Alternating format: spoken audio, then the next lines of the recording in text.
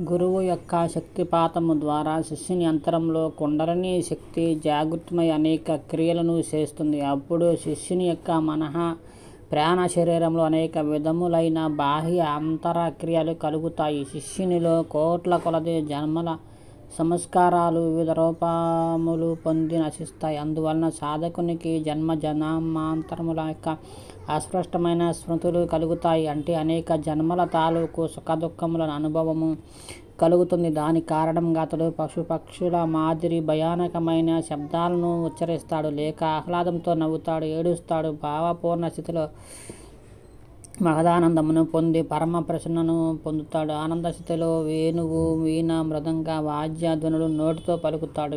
వెంటనే పాటలను, కవిత్వమును కూర్చి పాడుతాడు. కొంతసేపు విలపిస్తాడు, లేక తనకు తానుగా ఉపన్యాసం ఇవ్వటం మొదలు పెడతాడు.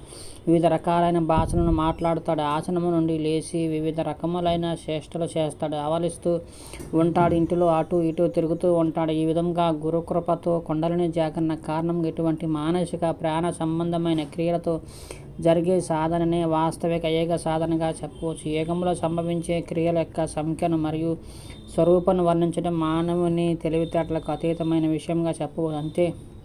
అంటే మహా ఏక విజ్ఞానము గురించి శ్రద్ధాయుతుడుగా ఉన్న సాధకుడు మాత్రం తెలుసుకోగలడు. సాధకుడు ఆనందోల్లాసభరితుడై ఎన్ని విచిత్రమైన పనులను చేసినప్పటికీ, అంటే ఎవరు గురు ప్రదత్తమైన ఏక సాధన చేస్తూ ఉంటారో, ఎవరి కుండలిని శక్తి క్రియాశీలం ఉంటుందో, ఎవరి ధ్యానము సంకల్పము ధ్యేయములో స్వాభావికంగా నిలిచి ఉంటుందో, అతడి అంతరంలో లక్షణములు అతడికి మాత్రమే తెలియను, కానీ అతడిలో కొన్ని బాహ్య లక్షణములు కూడా కనపడతాయి.